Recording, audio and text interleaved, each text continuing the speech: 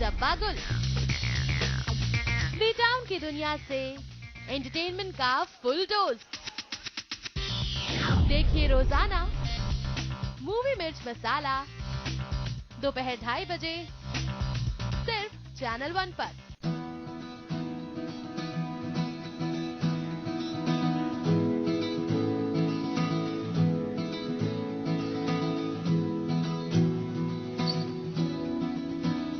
देखिए Kangra hub Shri RS Guleria के साथ सिर्फ चैनल 1 पर रोज सुबह 10:30 बजे।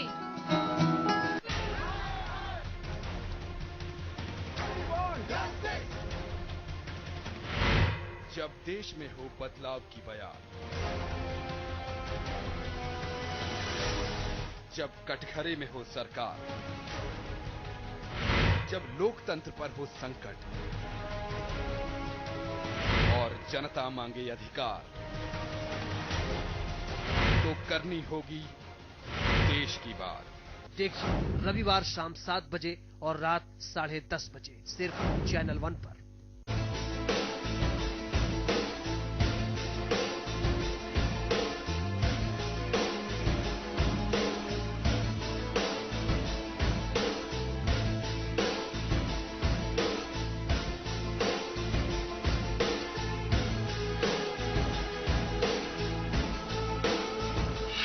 देखिए खास बात ब्रजमोहन सिंह के साथ हर रविवार शाम 6 बजे सिर्फ चैनल 1 न्यूज पर।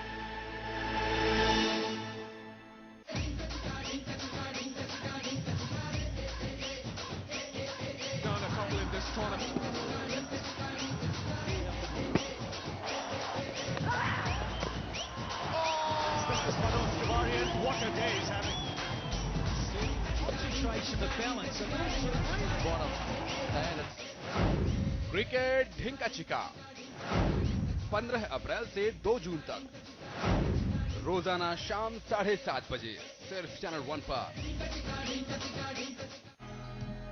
करियर को लेकर ना हो परेशान,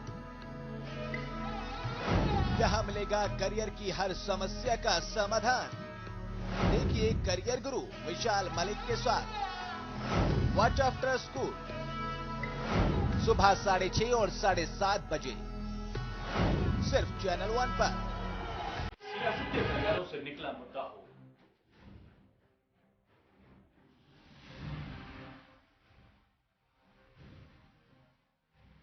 या फिर हो बाजार का उतार चढ़ाव,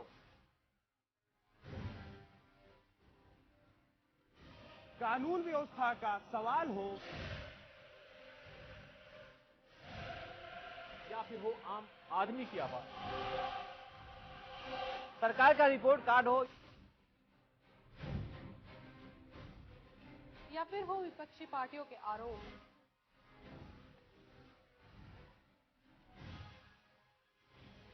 उत्तर प्रदेश की हर खबर पे रहेगी हमारी पैनी नजर।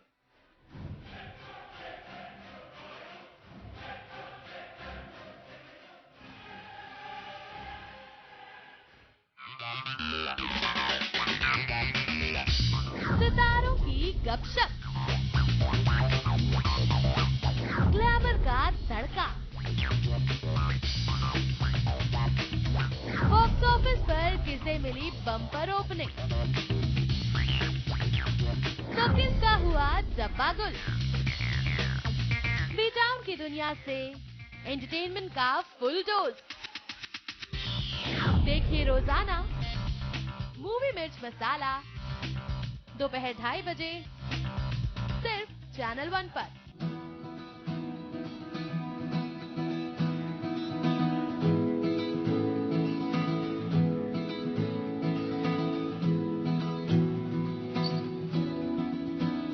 देखिए कांगड़ा हब श्री RS गुलेरिया के साथ सिर्फ चैनल 1 पर रोज सुबह 10:30 बजे।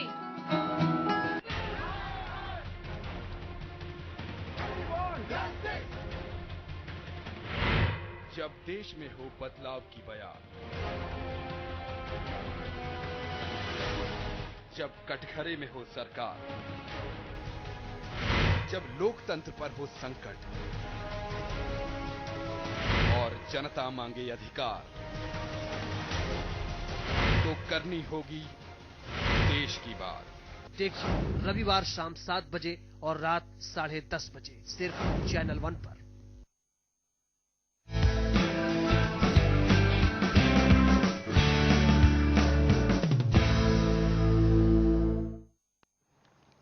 नमस्कार, मैं हूं कुमार आकीश और हमारे खास कार्यक्रम न्यूज लाइन में आपका स्वागत है। आज हम बात करेंगे उस मुद्दे की जिसने मोदी के सत्ता संभालते ही भूचाल मचा दिया। और ये कहना भी गलत नहीं होगा, ये तो अभी शुरुआत भर है, अभी असल भूचाल आना बाकी है। मोदी सरकार के केंद्रीय राष्ट्र मंत्री जितेंद्र सिंह ने दिल्ली में अनुच्छेद 370 पर मुंह क्या खोला। जम्मू कश्मीर सहित देश के राजनीतिक गलियारे में हड़कंप मच गया और एक बार फिर चर्चाओं के केंद्र में आ गया भारतीय संविधान का अनुच्छेद 370।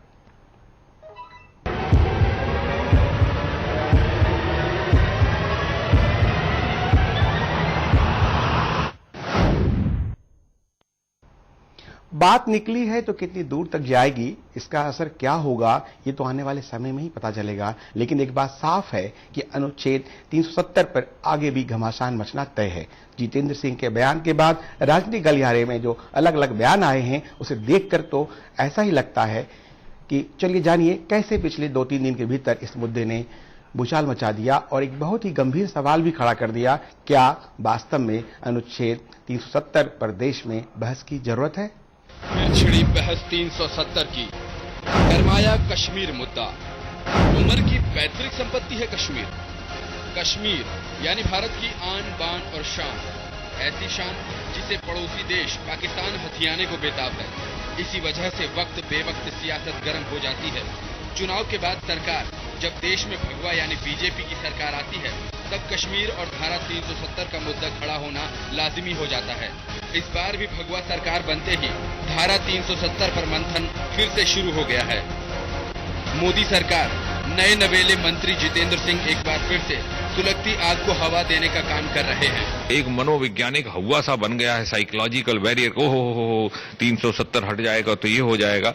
उसको हटाने की खातिर विशेषकर युवा वर्ग को ये समझाना, जैसे अंग्रेजी में कहते हैं टू कन्विंस द अनकन्विंस्ड, कि आप समझिए हम आपको आंकड़ों पर आधारित, तथ्यों पर आधारित ये बात समझाने के लिए तैयार हैं। और मैं समझता हूं इस प्रकार की बहस की पेशकश करके आदरणीय प्रधानमंत्री ने प्रजातांत्रिक मूल्यों का सम्मान किया है। मोदी सरकार में राज्य मंत्री जितेंद्र सिंह ने हवा को अपने बस में करने की कोशिश की, लेकिन तब तक देर हो चुकी थी। सियासत की आग सियासत की गलियों में फैल चुकी थी। तब तक इसमें कुछ नुमाइंदे शामिल हो गए। जम्मू कश्मीर के सीएम उमर अब्दुल्ला ने तो देश को धमकी दे दी कि भारत कश्मीर से छिन जाएगा। जम्मू कश्मीर के सीएम उमर अब्दुल्ला ने तो देश को धमकी दे दी कि कश्मीर भारत से छिन जाएगा। इन दोनों की लड़ाई में बीजेपी की नींव आरएसएस भी धारा 370 की लड़ाई में कूद गई है। बुधवार को नई दिल्ली में आरएसएस और बीजेपी के वरिष्ठ नेताओं की बैठक हुई और धारा 370 पर चर्चा की गई। आरएसएस के प्रचारक राम माधव ने उमर के ट्वीट का जवाब दिया तो लड़ाई त्रिकोणीय बन गई। राम माधव ने ट्वीट किया, जम्मू कश्मीर भारत का हिस्सा नहीं रहेगा। क्या उमर इसे अपनी पैतृक संपत्ति समझते हैं? अनुच्छेद 370 रहे न रहे, जम्मू कश्मीर भारत का अंग था और हमेशा रहेगा। दरअसल जब नेताओं को राजनीति करने के लिए कुछ नहीं बचता तो वो कश्मीर के हसीन वादियों पर राजनीति करने चले आते हैं। चुनाव प्रचार के दौरान नरेंद्र मोदी ने जम्मू की रैली में अनुच्छेद 370 पर बहस की वकालत की थी, जबकि जम्मू कश्मीर की उमर अब्दुल्ला सरकार अनुच्छेद 370 को हटाने के खिलाफ रही है। अब मोदी के पीएम बनते ही धारा 370 एक बार फिर से गर्मा गई है। सवाल ये है कि क्या अनुच्छेद 370 को हटाने के लिए चर्चा होनी चाहिए? Bureau report, channel news. वैसे हिंदुस्तान के एक बड़े तबके को यह नहीं मालूम कि आखिर अनुच्छेद 370 की पोटली में क्या है। चलिए हमारी ये रिपोर्ट देखिए। रिपोर्ट देखने के बाद आप जान जाएंगे कि अनुच्छेद 370 के किन नियमों के चलते भारतीय जनता पार्टी ने इसे जम्मू कश्मीर से हटाने का एजेंडा बना लिया है और कैसे इस अनुच्छेद के नियम भारत के बाकी राज्यों से अलग हैं। क्या है अनुच्छेद 370 जो वक्त वक्त पर लोगों के बीच बहस और विरोध का मुद्दा बन जाता है? क्यों धरती पर स्वर्ग कहे जाने वाले कश्मीर के लोगों के बीच झगड़े होते हैं? चलिए हम आपको बताते हैं। भारतीय संविधान का अनुच्छेद 370 एक अस्थायी प्रबंध है जिसके जरिए जम्मू कश्मीर को एक विशेष राज्य का दर्जा दिया गया है। अनुच्छेद 370 का खाका 1947 में शेख अब्दुल्ला ने तैयार किया था। जिन्हें तत्कालीन भारतीय प्रधानमंत्री जवाहरलाल नेहरू और महाराजा हरि सिंह ने जम्मू कश्मीर का प्रधानमंत्री नियुक्त किया था। तब शेख अब्दुल्ला ने अनुच्छेद 370 को लेकर ये दलील दी थी कि संविधान में इसका प्रबंध अस्थायी रूप से न किया जाए। उन्होंने राज्य के लिए लोहे की तरह मजबूत सत्ता की मांग की थी, लेकिन उसे केंद्र ने ठुकरा दिया था। साल 1965 तक जम्मू और कश्मीर में राज्यपाल की जगह सदर रियासत और मुख्यमंत्री की जगह प्रधानमंत्री हुआ करता था। संविधान के अनुच्छेद 370 के प्रावधानों के अनुसार संसद को जम्मू कश्मीर के बारे में रक्षा, विदेश मामले और संचार के विषय में कानून बनाने का अधिकार है, लेकिन किसी अन्य विषय से संबंधित कानून को लागू कराने के लिए केंद्र को राज्य सरकार का अनुमोदन चाहिए। इसी विशेष दर्जों की वजह से जम्मू कश्मीर पर संविधान का अनुच्छेद 356 लागू नहीं होता। राष्ट्रपति के पास राज्य के संविधान को बर्खास्त करने का अधिकार नहीं है। चलिए आपको कुछ ऐसे तथ्यों के बारे में बताते हैं जो जम्मू कश्मीर को देश के अन्य राज्यों से भिन्न करता है। जम्मू कश्मीर में लोगों के पास दोहरी नागरिकता होती है। जम्मू कश्मीर की विधानसभा का कार्यकाल 6 साल का होता है।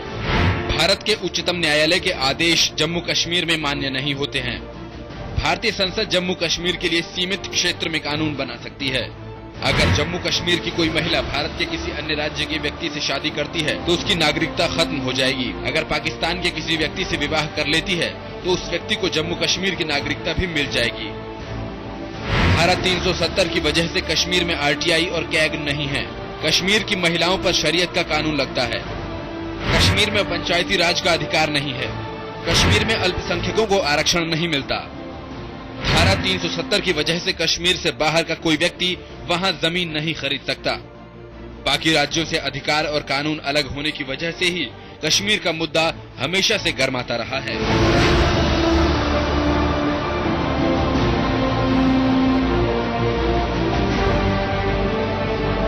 ब्यूरो रिपोर्ट के साथ हेमा बजेली, चैनल 1 न्यूज।